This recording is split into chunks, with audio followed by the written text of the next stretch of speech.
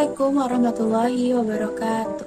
Halo semuanya, perkenalkan nama saya Ari Yulianur Asyartanti, mahasiswi Manajemen Komunikasi Institut Setiami Kampus Syai Tanjung Barat dengan NPM CG 201110228. Pada video kali ini, saya akan meresum kembali pertemuan 1 sampai dengan 3 mata kuliah Marketing Public Relation yang diampu oleh Ibu Endang Susanti SOS FIKOM. Pada pertemuan ke-1, kita sudah sama-sama belajar dan membahas terkait digital public relation. Seperti yang sudah kita ketahui, saat ini perkembangan teknologi internet sangat pesat, sehingga sudah merambah masuk ke dalam kehidupan. Salah satunya ialah aktivitas public relation, di mana saat ini aktivitas tersebut dapat dilakukan melalui online atau biasa disebut dengan digital. Dengan kata lain, digital public relation di sini dapat diartikan sebagai suatu alat yang digunakan untuk menjangkau lebih banyak lagi publik atau audiens secara luas menggunakan teknologi internet. Jadi, seorang public relation dalam melaksanakan aktivitasnya dapat menggunakan berbagai platform yang tersedia, seperti Facebook, Instagram, blog, website, email, dan lain sebagainya. Nah, digital public relation ini dapat merubah pola komunikasi yang tadinya konvensional public relation menjadi digital public relation.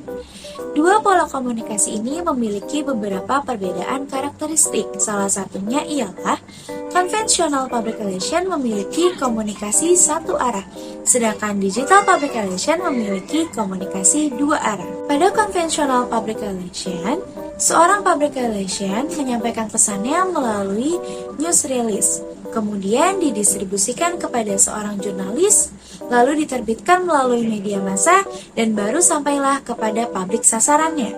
Sedangkan pada digital public relation, seorang public relation dapat membuat pesannya sendiri, kemudian mendistribusikannya sendiri, tidak perlu menggunakan jurnalis dan juga media massa.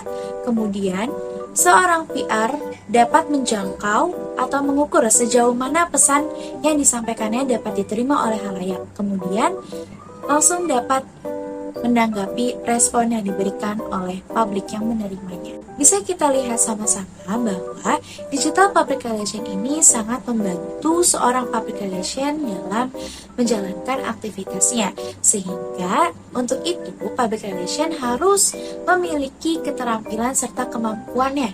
Di antaranya yang pertama yaitu human relation, yang kedua media relation, yang ketiga government relation, dan yang terakhir customer relation. Pada pertemuan kedua, kita sama-sama belajar terkait konsep dasar marketing public relation.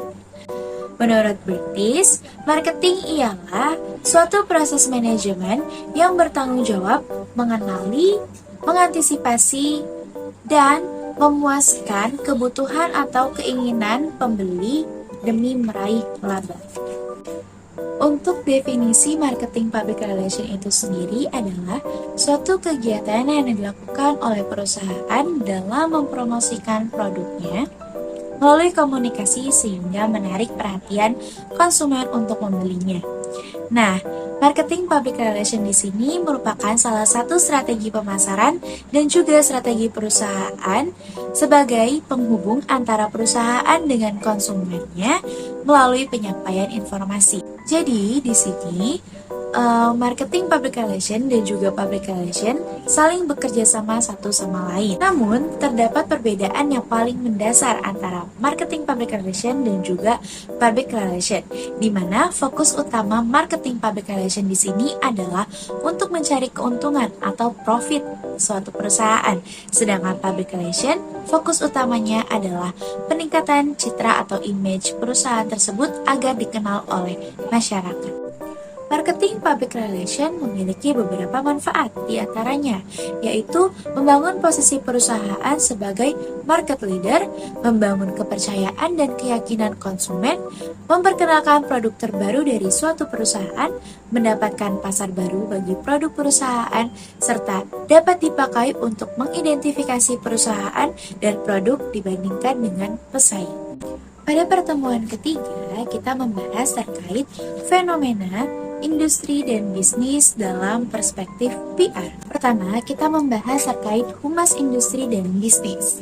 Menurut Rosadi Ruslan, humas di sini memiliki beberapa tujuan, di antaranya yaitu menumbuh kembangkan citra perusahaan yang positif untuk publik eksternal atau masyarakat dan konsumen, mendorong tercapainya saling pengertian antara publik sasaran dengan perusahaan, mengembangkan sinergi fungsi pemasaran dan public relation, efektif dalam membangun pengenalan merek dan pengetahuan merek, serta mendukung bauran pemasaran.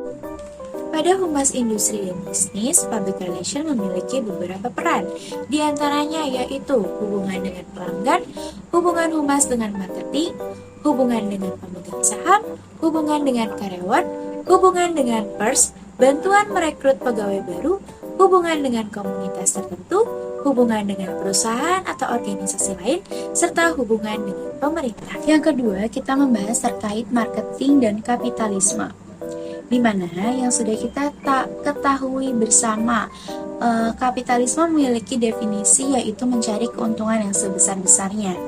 Nah, di sini marketing dan kapitalisme memiliki kaitan yang sangat erat karena tujuan dari adanya marketing dalam organisasi adalah untuk menjual atau mempromosikan produk kepada halayak sehingga mendapatkan keuntungan yang besar.